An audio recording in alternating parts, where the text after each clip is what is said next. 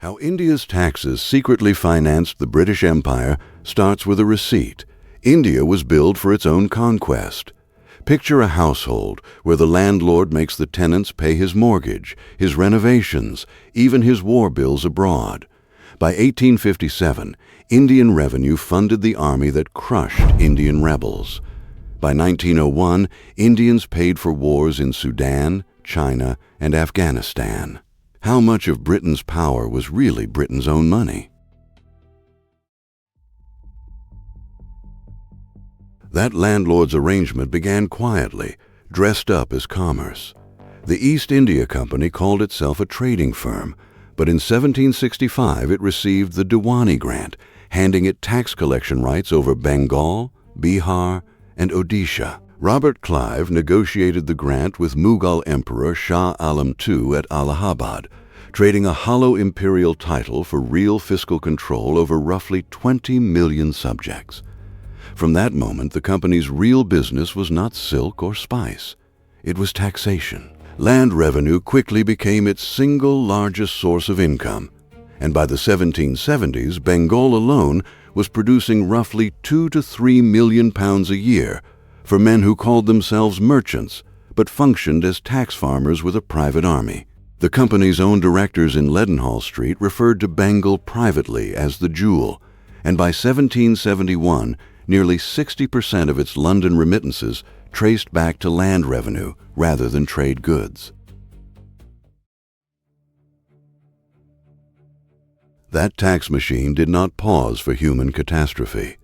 In 1770, Bengal suffered a famine that killed an estimated 10 million people, and the company's revenue demands continued regardless. Warren Hastings, who became Governor General in 1772, later admitted in testimony that collections in famine districts were maintained at nearly the same level as the year before the famine, a decision historians estimate cost the company little more than a 5% dip in receipts, despite losing a third of the population in some districts. There was no rent holiday for a starving province. Meanwhile, a system known as home charges was already forming, quietly moving Bengal's tax income to London, proof that the landlord's mortgage payments never stopped just because the tenants were dying. By 1773, the Regulating Act was passed in London, partly to manage the scandal. Yet the revenue extraction mechanisms it reformed were left largely intact.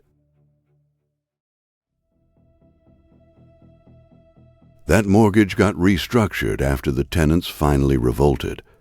The 1857 rebellion, which began at Meerut in May and spread to Delhi, Lucknow, and Kanpur, ended company rule, and the Government of India Act of 1858 transferred control to the Crown.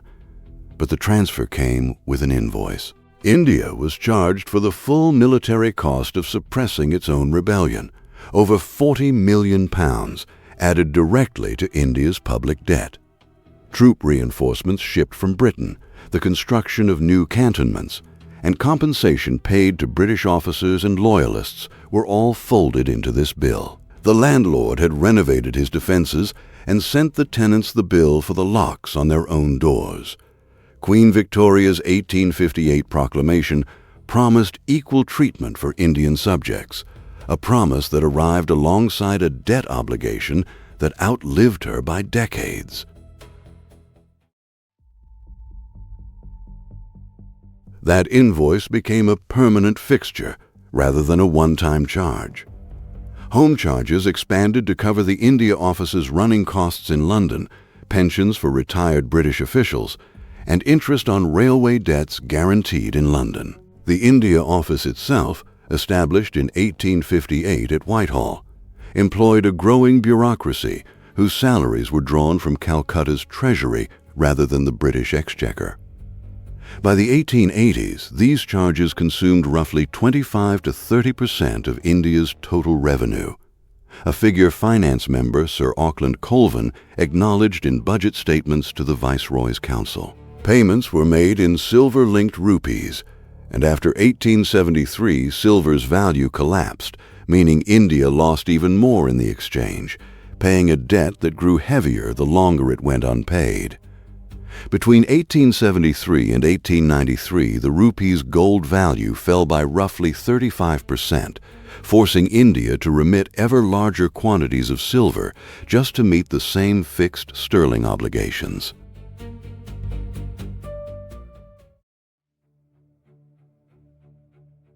That debt did not just sit on paper, it marched.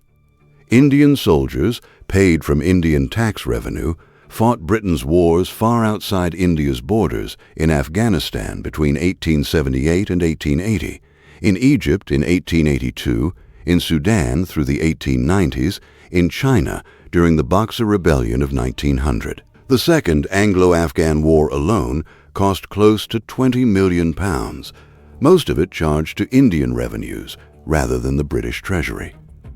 Roughly 17,000 Indian troops deployed during the 1900 China expedition, their transport ships and rations paid for out of Calcutta's budget. India covered the cost of maintaining and transporting these forces under a line item politely called imperial defense contributions.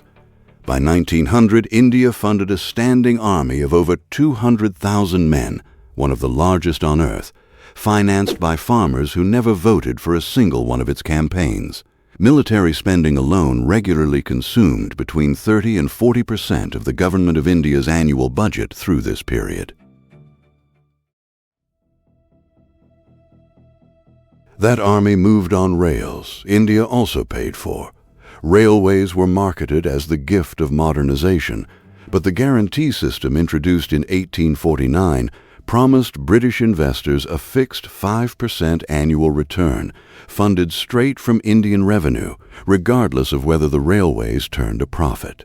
The East Indian Railway Company and the Great Indian Peninsula Railway were among the first beneficiaries, raising capital in London while shifting all operating risk onto Indian taxpayers.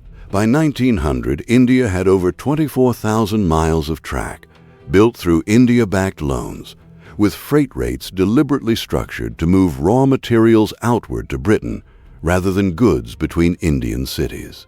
Cotton from the Deccan, jute from Bengal, and wheat from Punjab moved cheaply toward port cities like Bombay and Calcutta, while lateral routes connecting inland markets remained sparse and expensive. The landlord had built an extension onto his house and charged the tenants a guaranteed return on his own investment. By 1901, the guaranteed interest payments alone amounted to roughly £1 million annually flowing to shareholders in London. That same rigging extended to the market stall.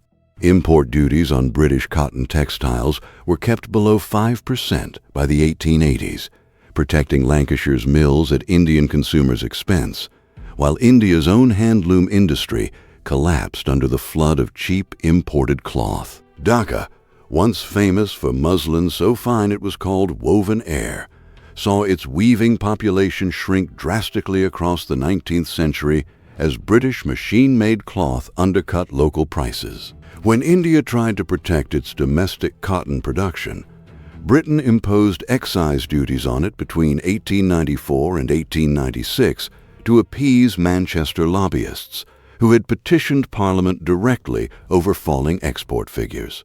The tenants were charged extra for daring to compete with the landlord's own factory. By 1896, the excise matched the import tariff almost exactly, erasing any price advantage Indian mills in Bombay and Ahmedabad might have gained.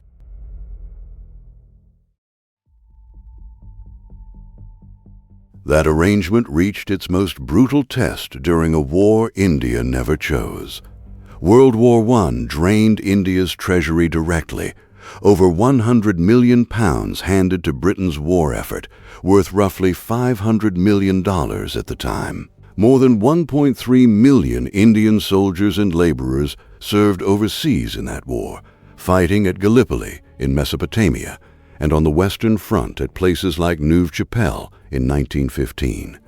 Roughly 74,000 Indian soldiers died in the conflict. India's public debt climbed sharply between 1914 and 1919, rising by several hundred million rupees, every rupee of new borrowing charged straight back to Indian taxpayers, who had no seat in the parliament that declared the war. A wartime income tax was introduced in India in 1916 specifically to help cover these contributions, the first of its kind imposed on the subcontinent.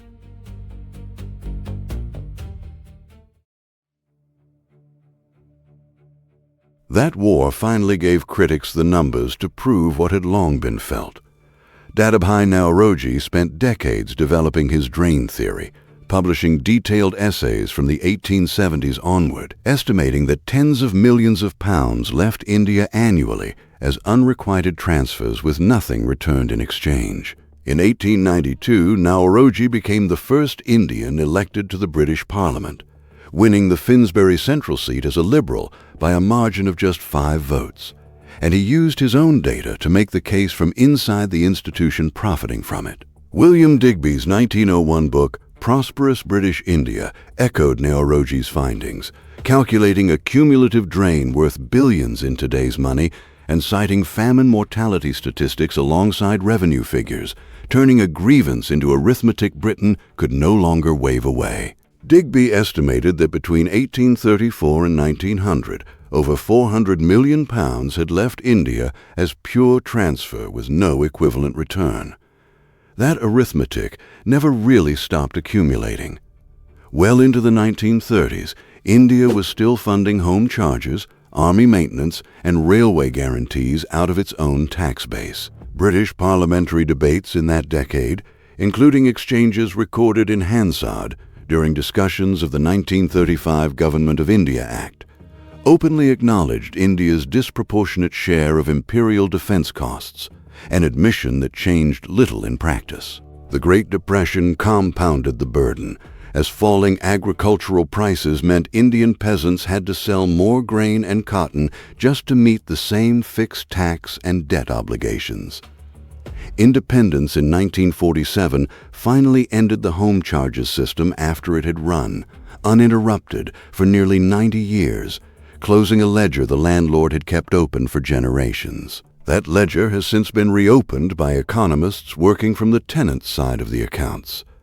Utsa Patnaik's 2018 calculations, published through Columbia University Press, put the cumulative colonial drain from India at roughly $45 trillion in today's value, based on tracing export surpluses that were never repatriated between 1765 and 1938. The figure remains debated among historians, including economists who argue for more conservative estimates in the range of several trillion dollars, but its scale is the point, not its precision. Increasingly, the story once told as Britain's global empire is being retold as India's global subsidy. He empire ran on India's money. Land taxes built the administration that ruled over the people who paid them. Customs policy protected British industry at Indian expense, railways guaranteed British profit through Indian debt, and Indian soldiers fought Britain's wars on Indian wages. The landlord never paid his own mortgage. Do you think an empire that runs on its subjects' money was ever really an empire at all, or just an occupation with better paperwork? Let us know your take in the comments, and if this kind of history interests you, consider subscribing for more.